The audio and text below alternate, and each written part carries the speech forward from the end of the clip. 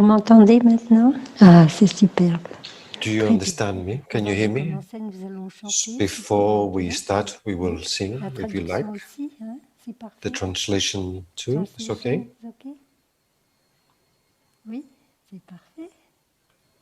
Perfect. Si vous voulez bien, nous allons... If you like, we will follow the tradition of Plum Village. We will sing a song, a Plum Village song. Vous les connaissez par cœur?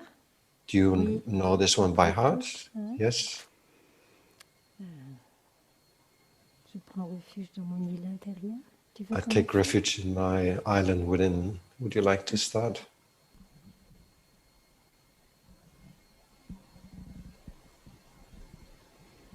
Je prends refuge. Ah, pardon. Non, pardon. Mon île intérieure. Mon île intérieure. Ah oui, voilà. Quand j'inspire, je retourne dans mon île intérieure, chez moi. Il y a de très beaux arbres dans mon île à moi, des sources d'eau claire, des oiseaux tout joyeux, le soleil et l'air pur. Quand j'inspire, je suis bien. Oh, comme j'aime revenir dans mon île. En anglais? Ah oui. I go back to the island within myself. There are beautiful trees within the island. There are clear streams of water. There are birds, sunshine and fresh air. Breathing out, I feel safe. I enjoy going back to my island. Et le bonheur, c'est maintenant? Le bonheur, c'est maintenant. J'ai laissé tous mes soucis, nulle part où aller et rien à faire. Pas besoin de me presser. Le bonheur, c'est maintenant. J'ai laissé tous mes soucis. Quelque part où aller, quelque chose à faire. Mais à présent, j'ai tout mon temps. En anglais? Happiness is here and now. I have dropped my worries. Nowhere to go, nothing to do. No longer here worry. Happiness is here and now. I have dropped my worries. Somewhere to go, something to do. But I don't need to hurry. Je vais te demander de transcender la cloche.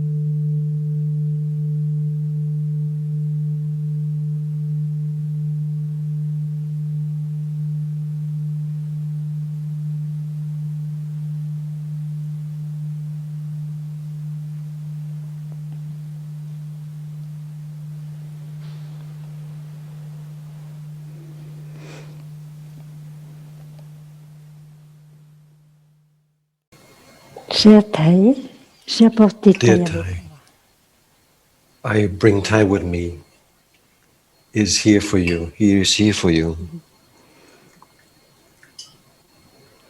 Cher Thai, chère sœur, Dear Thai, dear sisters, dear friends, I'm very happy to share this moment with you. You are the loving children of our teacher. And Thai has a lot of trust in his children, whether they're monastic or lay.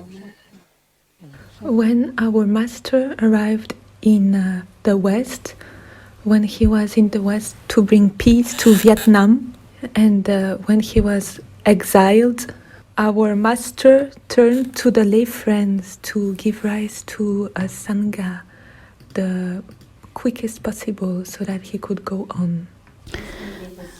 I just try on. Do you hear me now? Okay, great.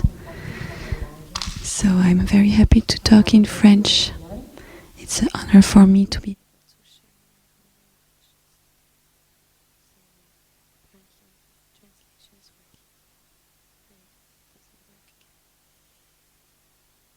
Donc, prenons du temps, nous respirons calmement. This meeting is being Nous recorded. avons une chance formidable d'avoir des sœurs Incredible qui travaillent avec le son et les films et qui nous aident. And that help us, that allows us to communicate through space with people who are living far. And that is wonderful, magnificent. So a big thank you to the sound team, to the video team. Thank you to the sisters that are taking care of them. And also the brothers who are taking care of Bahamut. I had the intention to do it in English, but I was asked to do it in French so that the Francophone Sangha could be nourished. And it's a happiness for me to be able to speak in my language. Apparently everything is okay, everything is going well. Okay.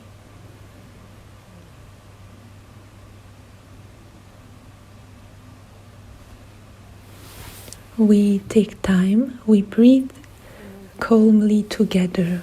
We are very lucky.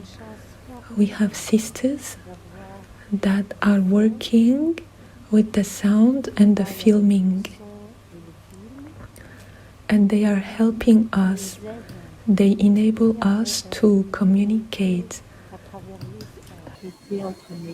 This cup of tea in my two hands, my mindfulness is in front of me. Body, speech and mind in perfect oneness. I dwell in the present moment. So she's inviting the sister to sing another song.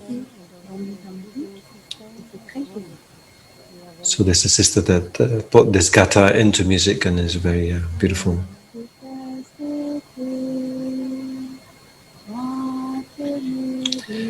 This cup of tea in my two hands, mindfulness is established, fully established in front of me. Body and mind in the here and now. This cup of tea in my two hands. Mindfulness is established, fully established in front of me. Body and mind in the here and now.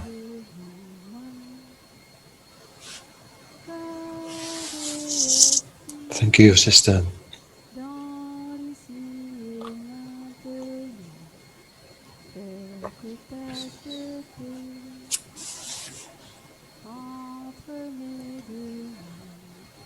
Does it work? The sound?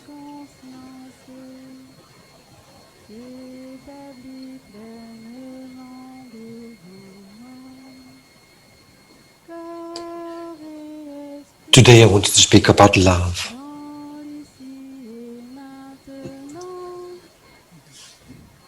It's my favorite subject. I want to speak about metta, true love. This love that transformed ordinary love, human love, ordinary love, in something wonderful, metta. The large or big love, the great love.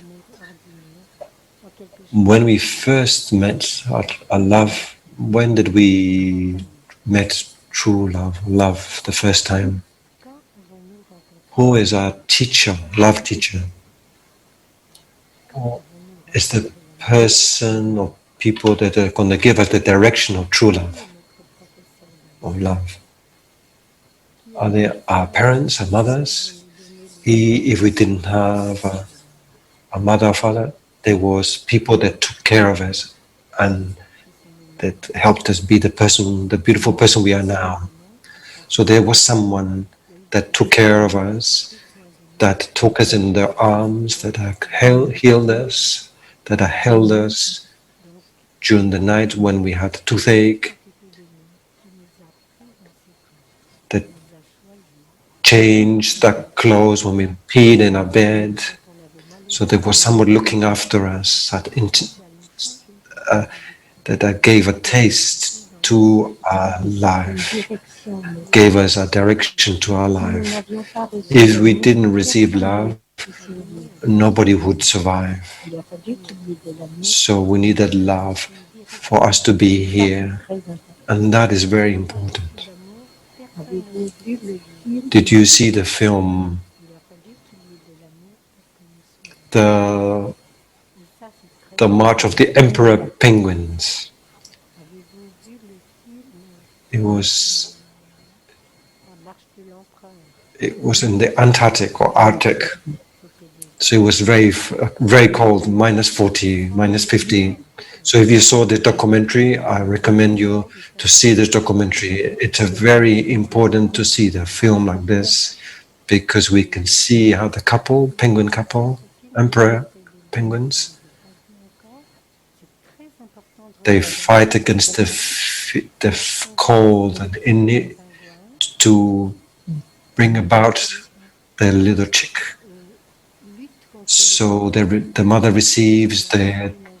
lays the egg and then transmits the egg to the father, so the father can take care of the egg. And the father is holding the egg on his legs, on his feet, and they pass the egg from one to another.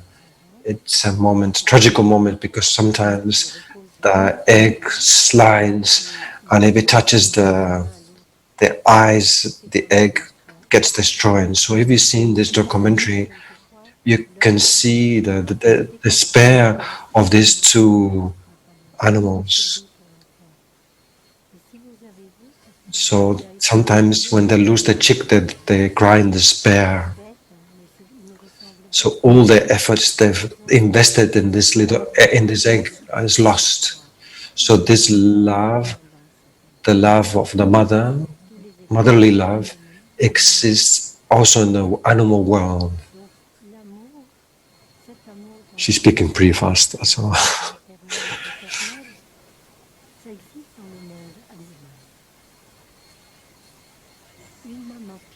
We don't want to be close,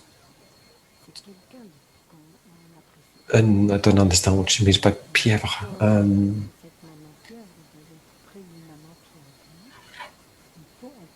So what does she do, the mother, when she brings a baby? She finds a hole in a rock. She makes sure that there's no holes behind the stones, so the egg doesn't get lost. But she lays all the eggs there in that hole. She puts them in this hole, these eggs, and she's in front, and she protects with her body the entrance of this hole. So she's talking about actually an octopus that lays her eggs in a small rock hole. and she protects the entrance with the tentacles. So she stretches her tentacles around the rock and she blocks the entrance, so she will stay there without eating. Her beak of food, while she takes the food, it's in the interior of the hole, in the rock, in the sea. So she will rest, she will stay there until babies are born. She lets the water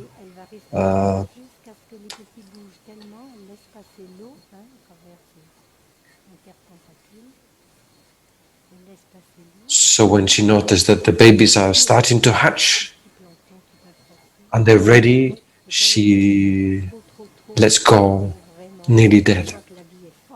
And then the small babies come out. I don't know how many eggs she's laid, it's a huge quantity. And she knows that maybe only very few will survive to adulthood. So what does love? Is love only human? We may have seen we maybe already seen little kittens born or little chicks. So we know what the mothers do. They warm the babies, they feed the babies. So love is something universal.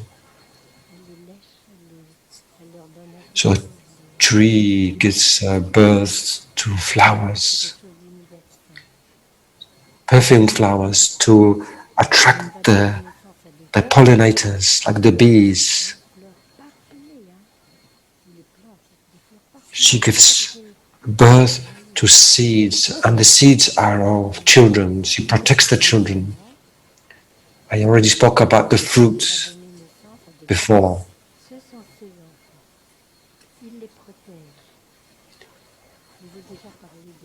Last time I gave a talk, I talked about the fruits themselves. So this tree has made incredible efforts to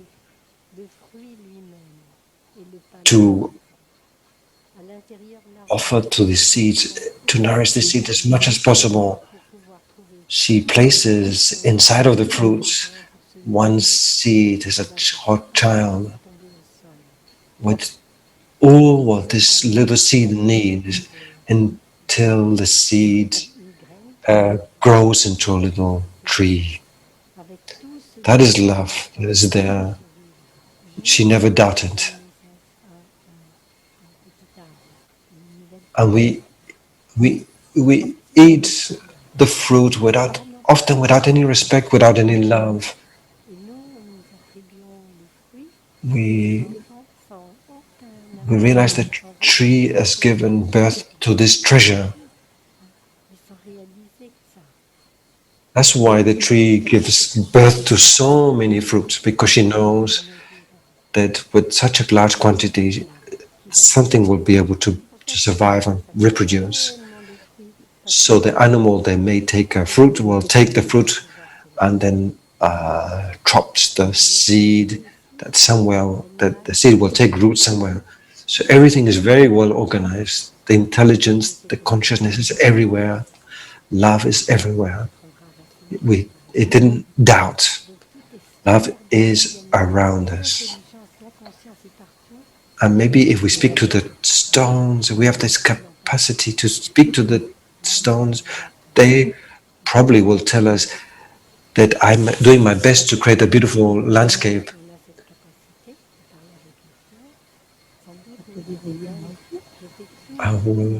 So it's love. So love is all around us.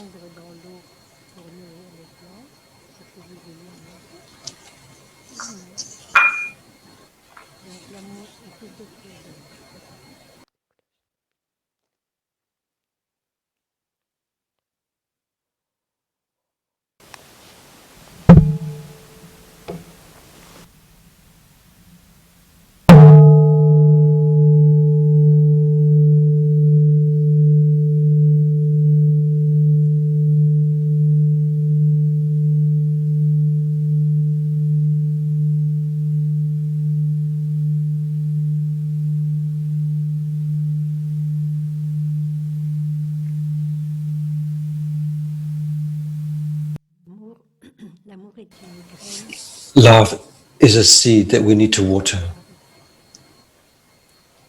Love is like a beautiful, fragile plant that can give birth to huge trees. It has delicious fruits, and in their branches, thousands of beings can take refuge in nature, human nature, like in the nature of animals, minerals, and vegetables, and plants. We have the capacity to reproduce ourselves.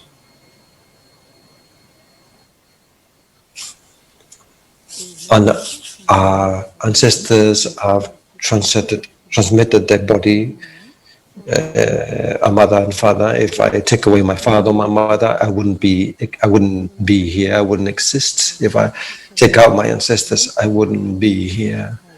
So my mother and father, both of them gave birth to me.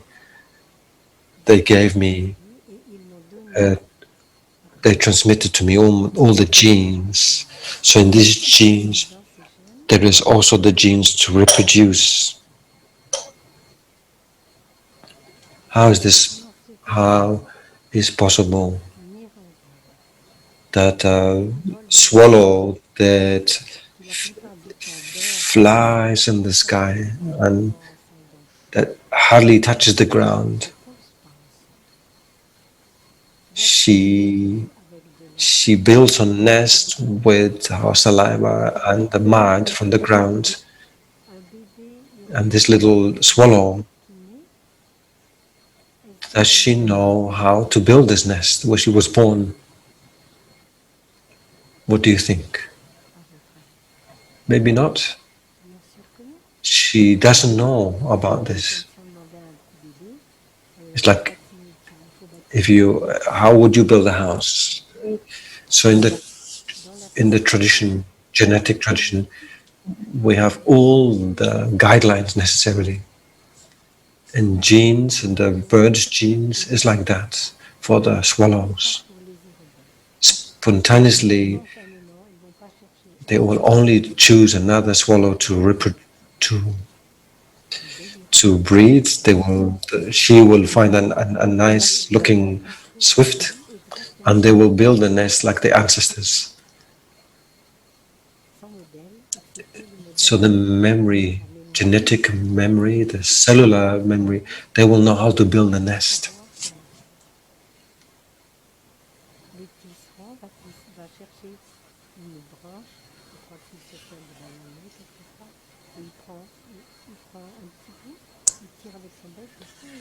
So she talks about another bird that also builds the nest with a leaf. So she sews together the nest with the leaves, with the filaments of the leaf.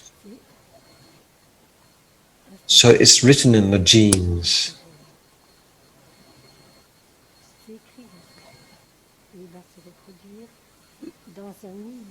So she will, when she was born and in the nest, she could not see how her parents build the nest. So these are animal examples. So you could see, so you can question that something that moves deep. It's not like listening to a story. There's something inside that moves inside towards understanding. We have genitals and we have hormones. As an adolescent, these hormones start to kick in. There will be a ripening until we become ripe enough to reproduce. So this energy we all have, whether we are lay people, men or women, or brothers or sisters, we all have this energy. It's natural. We we don't need to fight against it. We need to understand, to learn to understand it, to learn how to manage, how to embrace it, to pacify it when it manifests very strongly, and when we don't have a couple or person that to be with us. So even when we have a partner, we need to know how to manage this energy. So it's a gift, like our eyes, our ears, our capacity to breathe, our hearts. So we have this too.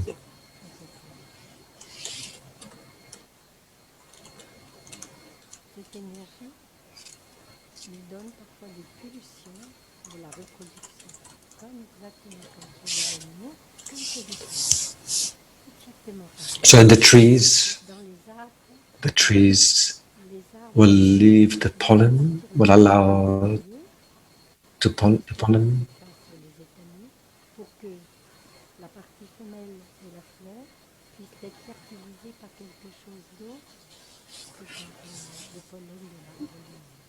So everything is so beautifully organized in terms of what she's speaking about, the tree and the pollinizing process. So this energy that we can connect with the word love sometimes is a natural impulse from the hormones, not necessarily from love. Doesn't necessarily come from love. So a teacher often tells us a story, and I will never forget this story. Sometimes I often tell this story. A young man is sitting in a terrace in a cafe, and he just looks, people pass, and he's also looking at people that are sitting inside of the cafe. And some, at one point, he is completely attracted, extraordinarily attracted. He's not going to let go of this person. Is exactly that, but that person is exactly that person that he or she was looking for. How is it possible? He's so wonderful. She's so wonderful, and his heart is beating very fast. She has everything I was looking for. And suddenly, and that teacher, is going to follow her to know where she lives. And suddenly his life has a meaning, and without her, he has no meaning. So he follows her. So what happened? What happened? It's very easy. It was taking his coffee or tea. He stood forwards. His hair fell in front of his face, and he saw his ear, and his life changed.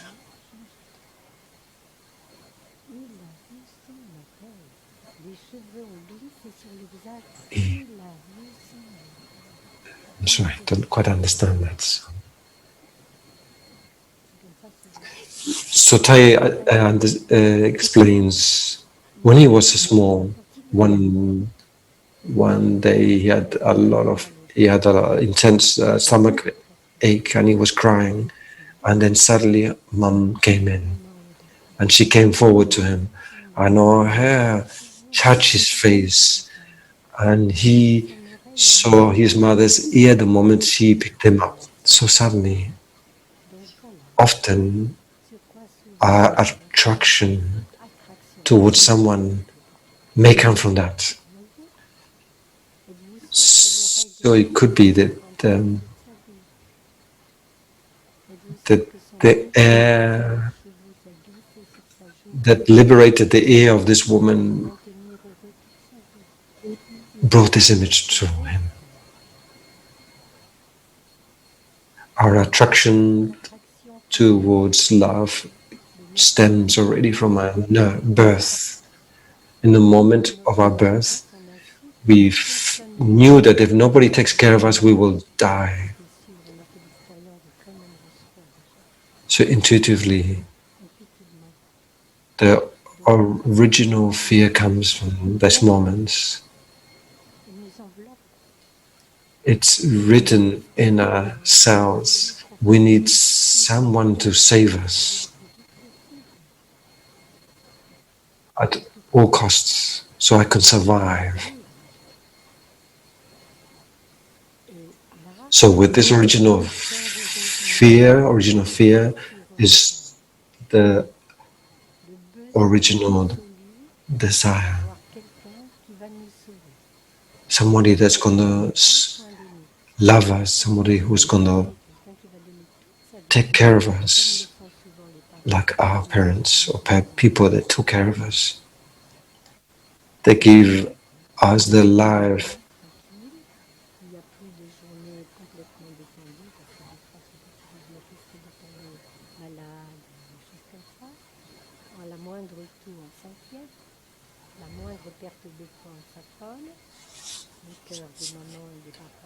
So the whole family, the heart of the whole family is beating at the rhythm of the baby. So when this original fear, there is this original desire to be cared for, to be nurtured, to be cleaned, to be taken care of. Does that make any sense to you? We can then invite a sound of the bell.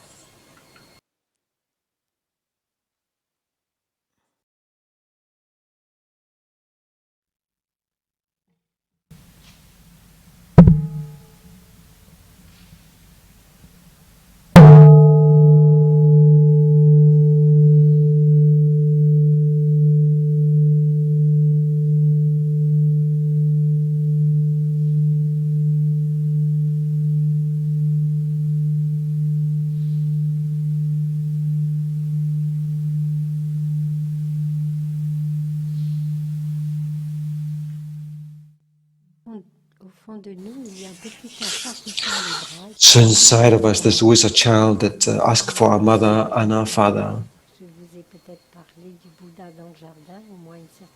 I may have spoken before about the Buddha in the garden.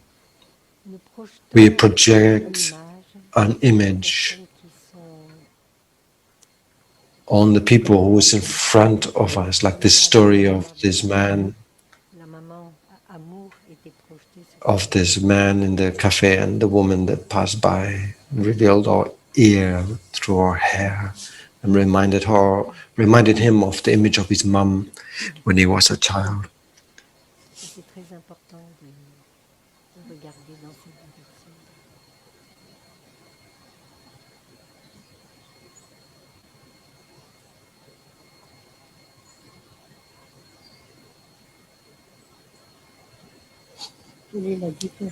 What is the difference between love and desire? We think we are love, but is it love or is it desire? There's no judgment. Don't remember, it's normal, it's natural. We don't want to make a drama out of this, it's normal. We have eyes. Oh, he looks good, she looks beautiful. Oh, what fine manners. Oh, what joy of life. We have ears, the voice, we hear the voice. That is a beautiful sound, beautiful voice. Smell. The natural smell or the perfume. There are many perfumers that know very much about the sense, so they make beautiful essence. Or someone is beautifully dressed with a special perfume, and she walks in the streets. So what is this for? the makeup, beautiful makeup, or the nice haircut from the man. They're also gorgeous. They also look good. Do you understand? So naturally, like in nature, as the trees and flower, as the animals, the guys, men are also very looking, especially in the birds, to attract the female. So you're aware of this. So when there is a stimulus of the six senses, where the stimulus come in, we have six senses. Five senses: view, eyes, nose, taste, the ears, skin, body, skin, the touch, and consciousness. All the stimulus enter into us, they touch seeds in us, and they wake up these seeds. If the stimulus is strong, then it touches a memory. That memory wakes up, and if one falls in love,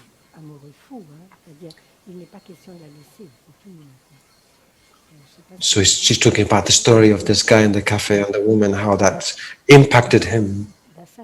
So sometimes we say the passion is blind. We don't really see what we are looking for. What's the real attraction about? So it comes into the senses and consciousness. We see someone, we hear their voice. There's the natural smell or perfume, the pheromones.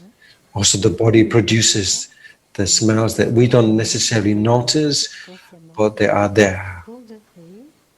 That impacts people, that creates reaction in people around us. And consciousness, our consciousness.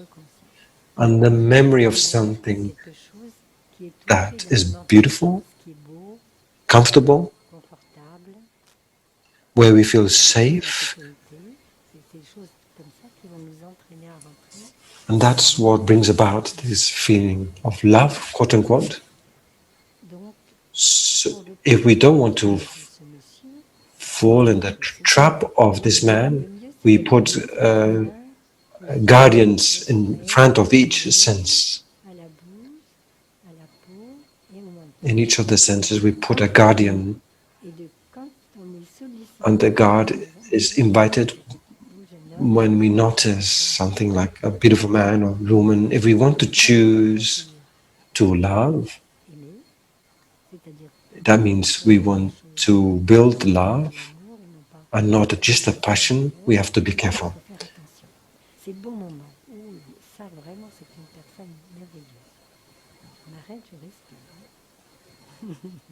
So I recognize my five senses and my sixth sense, the consciousness, are always open in front of this person. There is something happening like that. We recognize that. We recognize with love, with gentleness. It wakes up in me desire, a desire. A desire is woken up in me. So I take care of that. Is it my father that I'm seeing through this person? Maybe he had the voice of my grandfather that I loved so much. Or maybe she has the way of dressing as my teacher, that when I was a kid, I fell in love with my teacher. So we look deeply with a lot of compassion, with a lot of gentleness, with a lot of love. Am I going to give my body to the first person that is in front of me? Am I going to offer my intimacy to someone that I don't know because he or she is pleasant? So often we go in a different direction, something else. Who is this person? Who is him or her? When somebody phones me and tells me, I'm in love, say, okay, wait for 5 months. What do I mean by this? Sometimes I say a year. I say, wait 6 months. What do I mean by that? Take your time to know this person. What is this person? What does he love? What are the interests of this person in their life?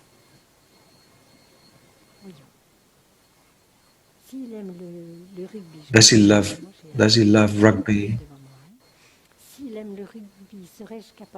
Can I stay with him all the Sundays in front with him, looking at matches, rugby matches?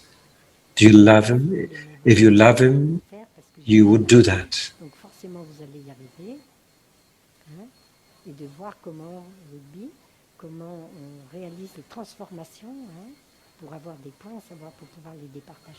She's speaking a little bit fast.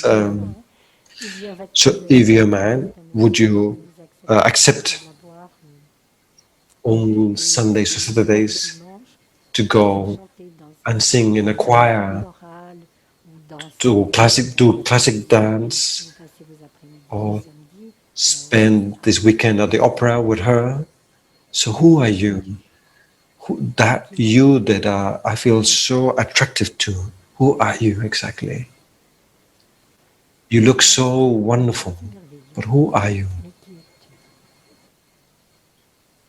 When we live with someone, when we're going to live with someone, we are living with their family. We marry their family. That means the person that we love, if we really want to love them, we have to accept their family like they are, as they are, without wanting to change them, without nobody can transform or change another person. The only person that can be changed or transformed is ourselves. So more and more we accept, more and more we love, more and more we are open, more and more we become a person that understands. So love will come, and in 6 months I explore all the domains that make this person happy, or makes this person happy. So I'll explore. So I love, for example, the museum. I love to spend hours in museums. So in the beginning, you can say, I don't really want to go, but I will go. But there's already a separation. And we may accumulate separations like that. So we are looking towards the television instead of looking towards each other. So we don't look at each other anymore because we did a mistake. So take our time. I know that say something like this is nowadays is like really old-fashioned, perhaps, and that's how we need to transform. So we need to meet someone that we can really trust, and that eventually we can build something beautiful with.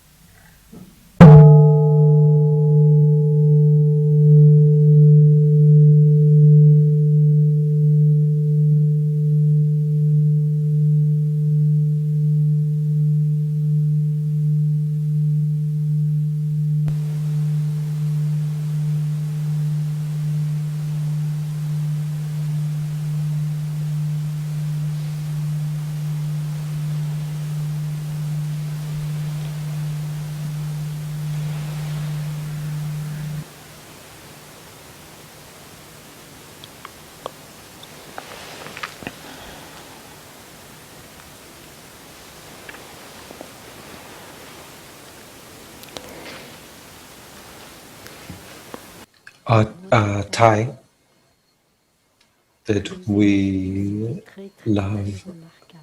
It's a very remarkable person. When he came to the West, he left this country that was in war, that was ravaged by the bombs, ravaged by the war.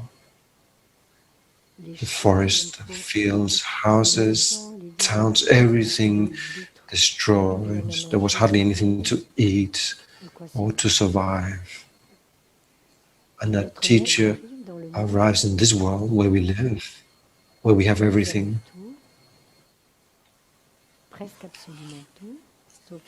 Almost everything, except maybe the last car, that is the last model of car, etc. So what does he notice? What does he observe? He notices one thing. We have everything. We are princes, prince. We are gods, but we don't smile.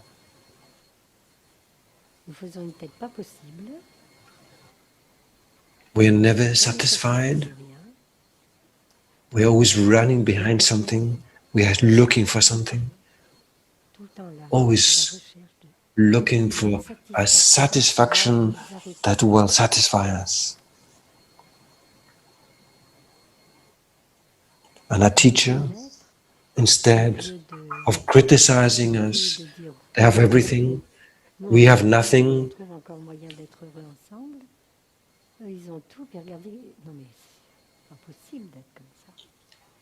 Our teacher didn't criticize. He looked into our eyes, he looked to our faces. He saw our attitude and he found a great suffering. And our teacher decided to transform this suffering, to help us transform this huge suffering with wonderful practices of the Buddha. So he brought these teachings from far away. He brought them to France, in a country that abused his own country.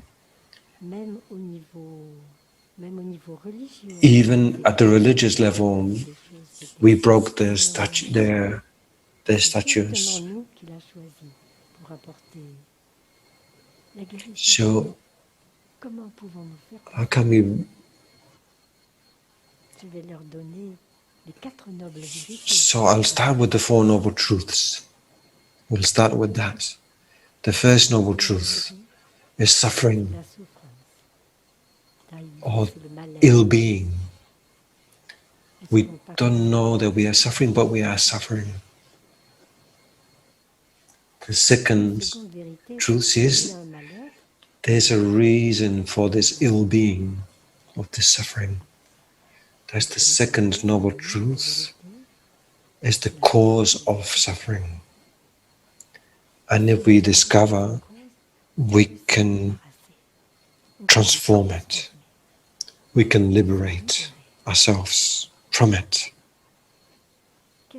So what the Thai proposes is, as a practice, to stop first. If there's suffering, I stop. I come back to myself, I come back to my breath. I recognize what's happening. Anger, anxiety, despair, whatever suffering is manifesting. And I take care of it with my conscious breath. I breathe in and I know that you're there, my fear. I breathe out, I take care of you. I take care of you as a mother who holds the baby. So she calms the baby. So we do like that. We don't argue with the suffering. We come back to the breath and very gently become. So that seed, as it embraces, will go back again to consciousness. so that seed of suffering will become smaller. So that's very important, this practice. Breathing in, breathing out, to recognize, to stop. We use the bell to practice, to train ourselves, to embrace it, to calm it, and to let that seed, that suffering go back to a seed form. And then we can see if we are present with using this six, having an awareness of the six senses. Where did the suffering, what watered the suffering? Maybe I heard something, I listened to something, or maybe I smelled something that brought up the suffering, or did I taste something that brought a memory that watered that seed of suffering? Did I touch something unconsciously and woke the suffering up? Did I think of something that woke up the suffering? So we look at the entrance, the door where the suffering came. So we can capture the suffering as it's present, as it comes. We don't entertain the suffering. And during the walking meditation or during sitting, slowly, slowly, things will become clear and we can see the origin of the suffering. So that's the second noble truth. There is an origin of the suffering. And when we calm, we held in tenderly in our arms the suffering.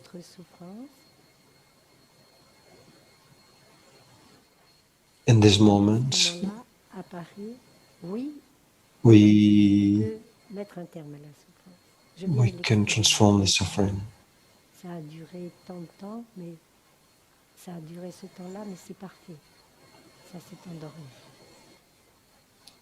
So I can pacify my suffering. There is a path that takes me to the extinction of suffering, of ill-being, clearly. So that's the fourth noble truth. The first one is the suffering. Second, the origin of suffering. The third one is, yes, suffering can stop.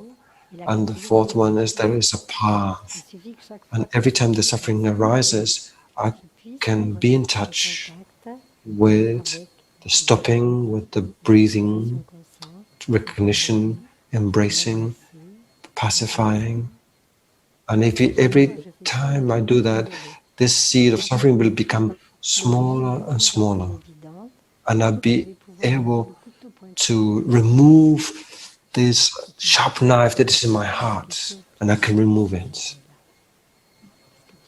So, can you invite the sound of the bell?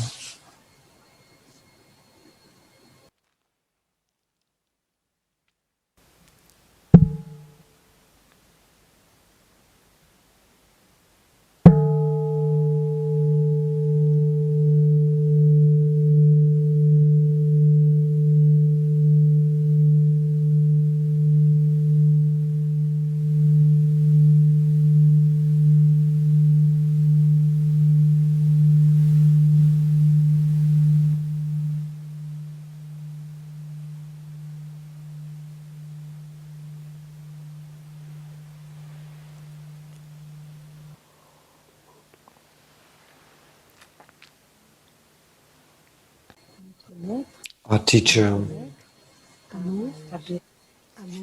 through his generosity, through his love, has given us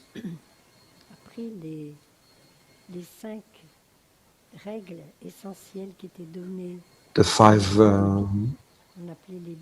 five precepts. Originally, there was the five precepts, the text on the white-clad disciples. So there was five rules, essential rules: not to kill, not to steal, not to lie, not to have sexual relationships, and inappropriate sexual relationships, and not to take alcohol or drugs. So for a long time there was like this, the 5 basic essential rules. And our teacher said, I can heal them with this. I have to find a way. So our teacher looked for this remedy.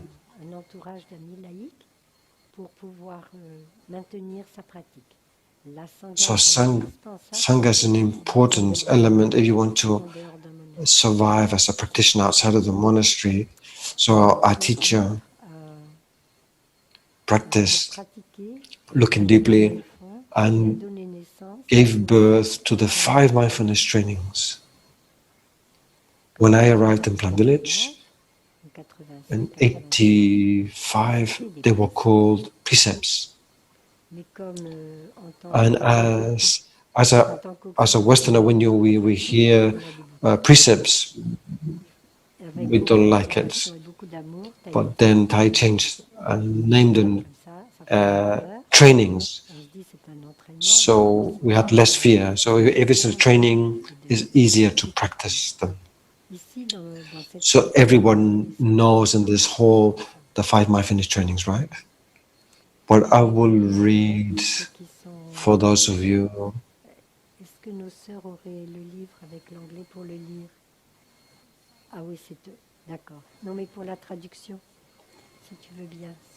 So everyone knows the 5 mindfulness trainings, so I think maybe somebody will read them.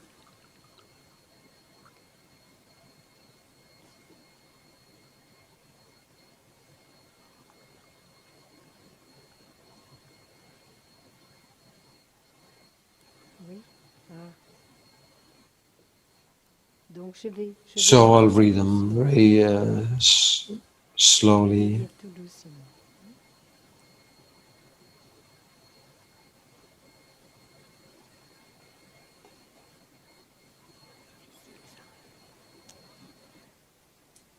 There are trainings. The 3rd training is called True Love.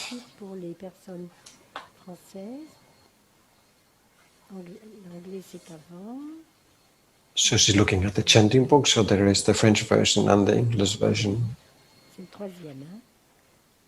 Page 21. True Love.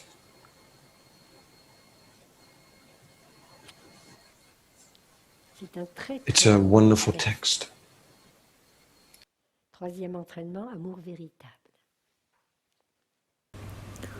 Aware of the suffering caused by an irresponsible sexual conduct, I am committed to develop my sense of responsibility and to learn to protect the integrity and the security of each individual, of couples, of families, and of society.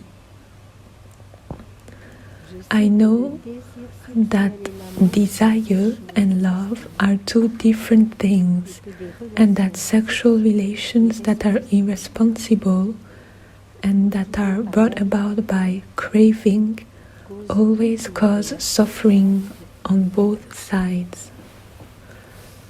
I commit myself not to engage into sexual relations without true love and a deep long-term commitment made known to my family and friends. I will do everything that I can to protect children from sexual misconduct and to prevent couples and family from being broken due to irresponsible sexual relations. Knowing that body and mind go together, I commit myself to learn appropriate ways to handle my sexual energy. I commit myself to develop loving kindness, compassion, joy, and non-discrimination in me for my own happiness and the happiness of other people. I know that the practice of the 4 foundations of true love will guarantee me a joyful continuation in the future. And did you hear the first sentence? Aware of the suffering caused by. And it is because of this suffering, we have the determination to engage in this path. Right? I am determined to cultivate my responsibility. And after, the third part, in the first we wake up, we realize, we see the suffering, the divorces, the separations, the parents that fight each other in order to have the children. So we are not maybe, we become aware of the suffering, it becomes self-evident. So I'm committed, I'm going to look deeply to find the best way so I can stop the suffering and to reject any temptation and give birth to the loving kindness, compassion, joy, and the non-discrimination in myself. We don't ask that the other person, in myself, for my own happiness and the happiness of the other. I know that the practice or the four aspects of true life will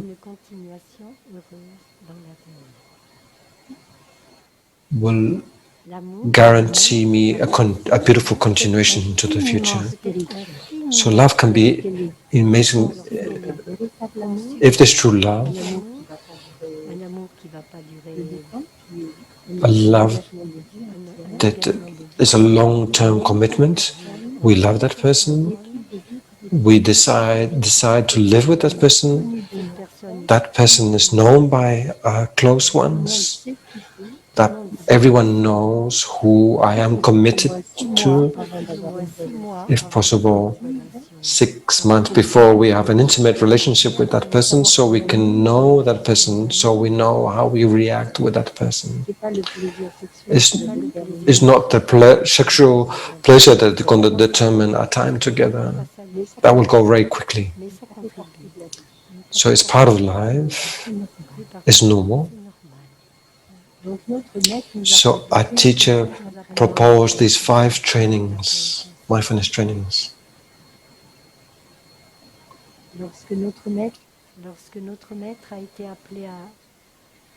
When our teacher went to UNESCO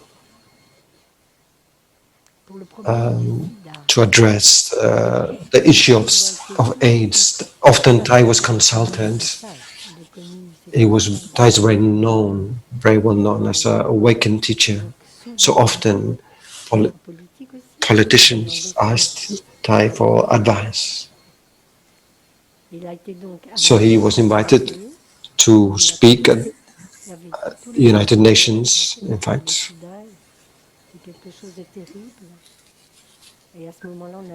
So we had nothing to fight against AIDS. Everyone had opinions about AIDS, medicines, everyone gave advice about it, about how to deal with AIDS. I said one thing, the third training, true love. And he said, that is what can help with AIDS. Everybody was shocked. That's what can help. Obviously protection, but if we don't want it to to expand, if that's the remedy. And in the year 2000, I was also invited at the UNESCO. It was the year of children's year. So we're trying to find ways to preserve children.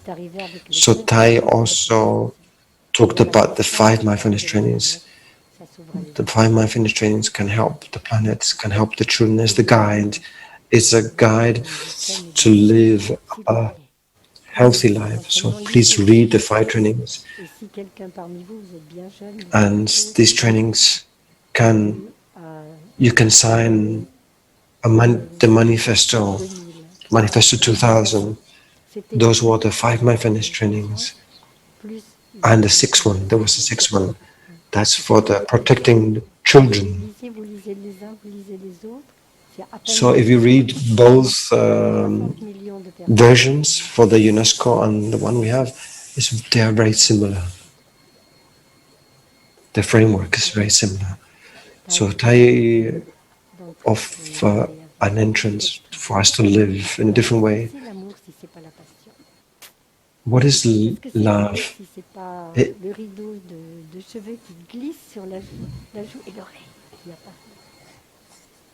What is love?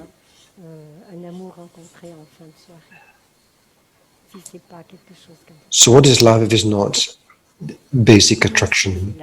So how to recognize the difference between passion and love? The 4 illimited minds, when we go in that direction, we will bring a lot of happiness to ourselves and to everyone else. The 4 divine abodes, limited minds, loving kindness instead of passion. What does it mean? We are living together, we need each other. I will do everything I can to make you happy, to make us happy together. Can you imagine this? This is a declaration of love. What does this mean?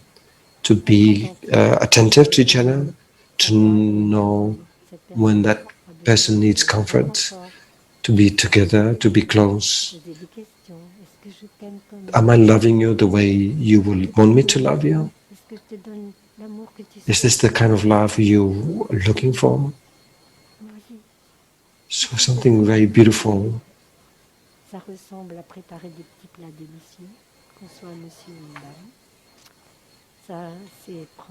Just being attentive to offer to the other person the best of yourself, loving kindness. Is metta, maitri, which means companionship.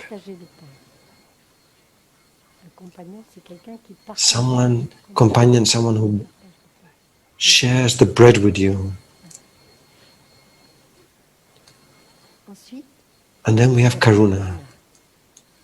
That's compassion. So imagine, are you in touch with compassion?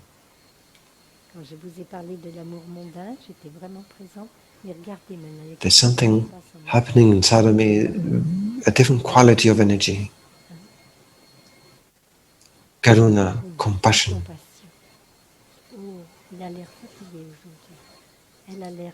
Maybe a compassion is tired today. Sorry.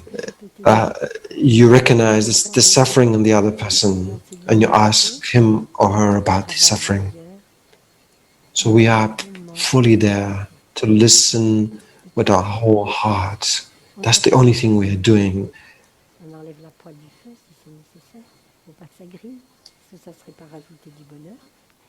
And then we are there, we are really there, present for that person.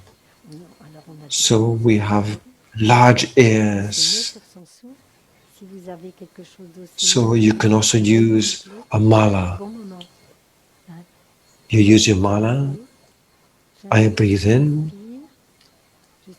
I'm on one of the pieces of the mala.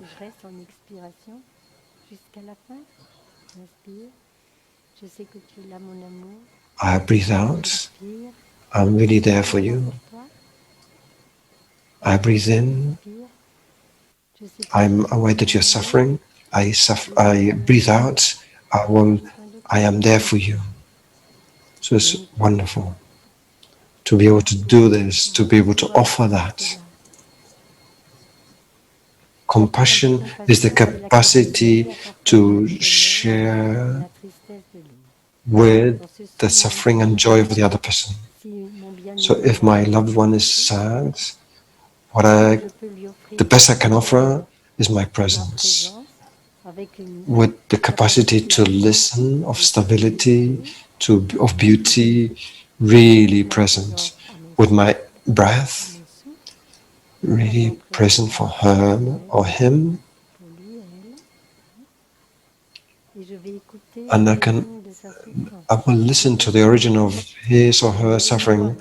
I will try to discover the origin of the suffering. And if I'm part of the origin of that suffering, I won't interrupt the person. I won't be angry with that person. I won't justify myself. I will remain in the listening. And if it's too much, I can tell this person, can we continue later? Because now it's a bit too much for me. And then we start again another time. Metta, loving kindness.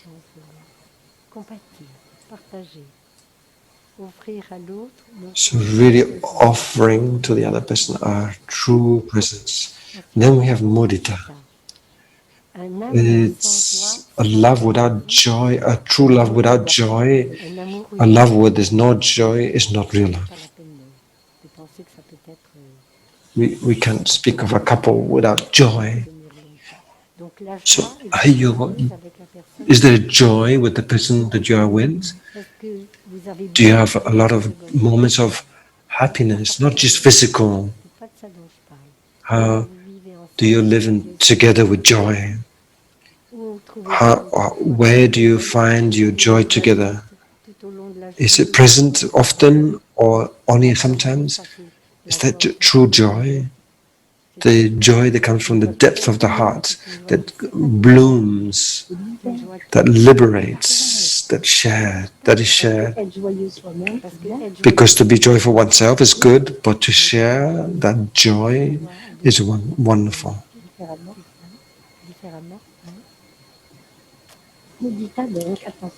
So mudita, without joy, it doesn't work. There needs to be a genuine sense of joy. Not just the joy, the desire of being together. That's also joyful. But is it that? Is it the joy that can last a long time? And the last one is upeksha.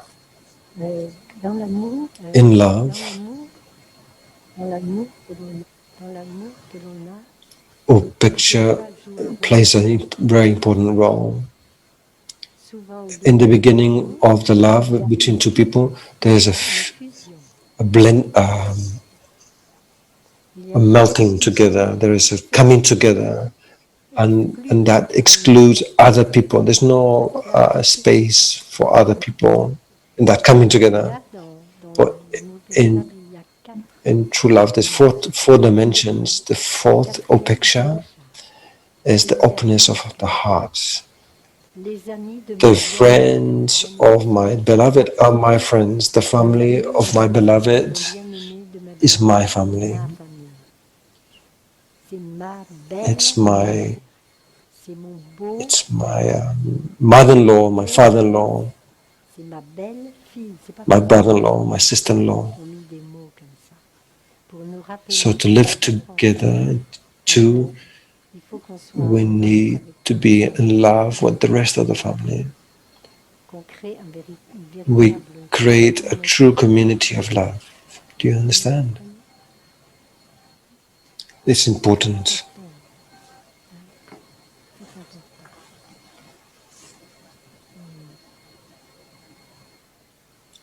Mais ça, c'est vrai.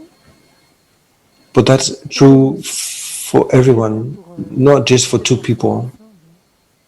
That's true love. There you can find Thai.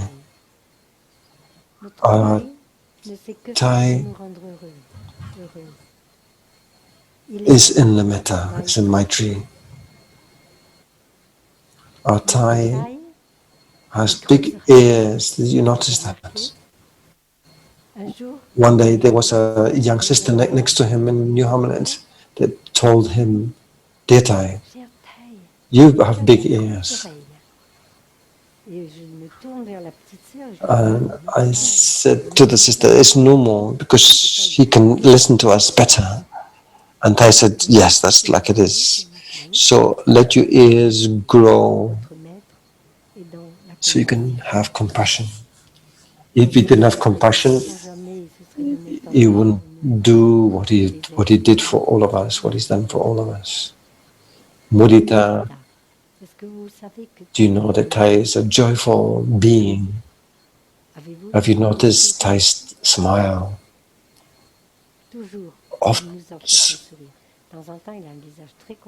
Always he offers us a smile. Sometimes he has a very concentrated look, but inside there is joy and upeksha. Have you seen Thai chastise someone? No.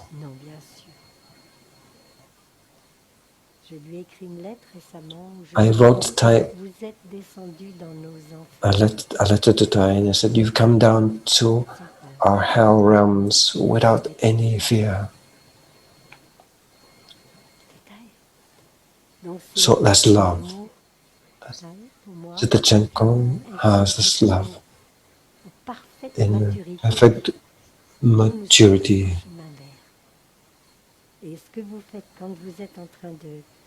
So what you do when you are cleaning the dining hall or cooking or cleaning the bathrooms, those are acts of love. They are acts of love that you are doing. And us, where we can eat without having to go on shopping or cooking, prepare the foods.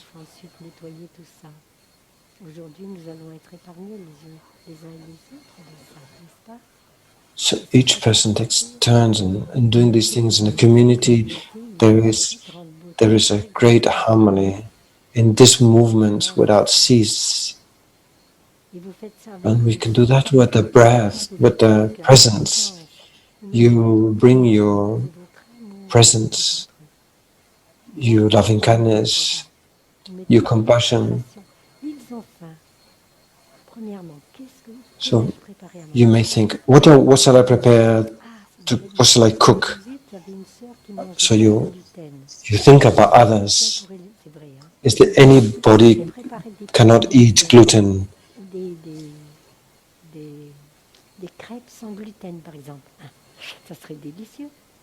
So that gives me already joy thinking of others.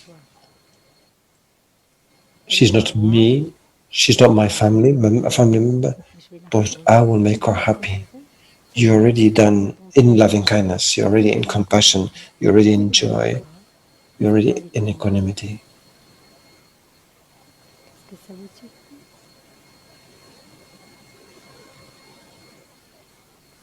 So maybe we can stop here. So there may be a question and answers. We have a bit of time. So I organize myself in order to have some questions. If anybody has any question.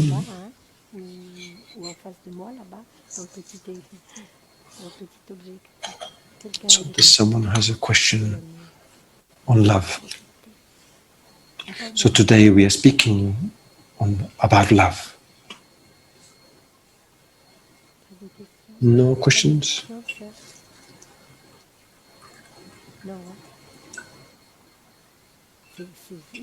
So everyone had enough to eat.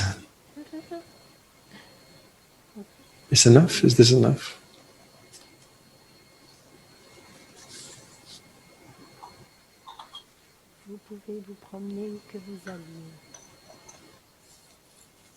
So we can walk with our hearts open heart to offer compassion, loving kindness, joy, and equanimity throughout the day. Whatever we are doing, wish yourself to be happy and healthy, wish others to be happy and healthy, wish other people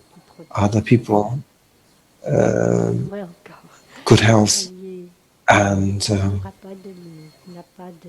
joy, happiness. So love is the essence of life. Did you hear? We just heard our shot from the hunter, so we're just going to breathe and we wish to the hunter or to the animals that are hunted to be awakened,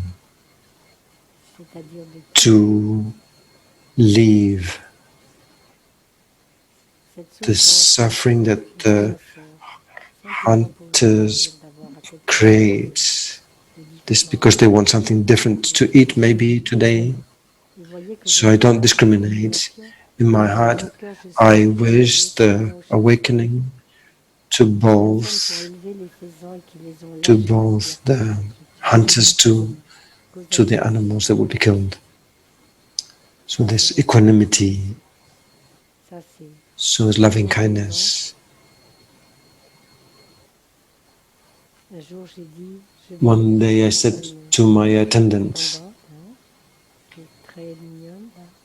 Sister Hinduk, let's prepare dishes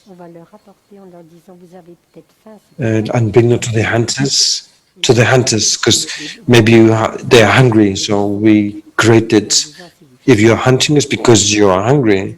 So maybe you can come and join us to eat. You can leave your guns. Do you understand? I think that's very important. That's equanimity. It's our heart with equanimity. It's not always requirements, but in this moment there is equanimity.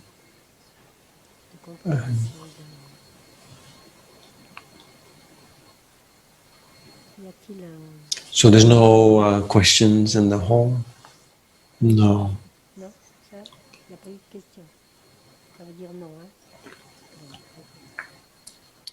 So is there a song about love that you would like to hear?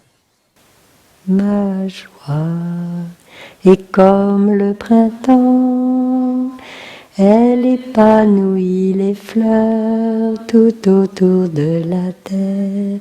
Ma peine, une rivière de larmes, si vaste qu'elle emplit les 4 océans.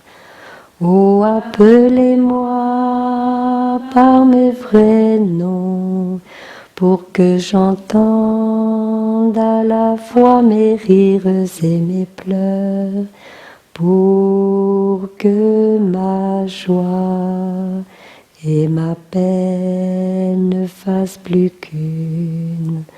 Oh, appelez-moi par mes vrais noms, afin que je m'éveille, que la porte de mon cœur s'ouvre enfin à jamais, la porte de la compassion.